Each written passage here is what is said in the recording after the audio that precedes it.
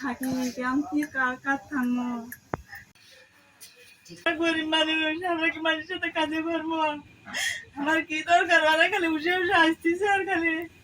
আমার সর্বলো খালি কুয়াচ্ছে খালি না না 200-250 বেশি হবে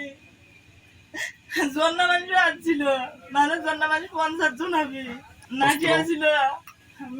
মেয়েগুলোর কাছে নাটি আসছিল ছেলেগুলোর কাছে অস্ত্র মনে করো আরো হচ্ছে হলে নাটি ঠেংনা অস্ত্র আসছিল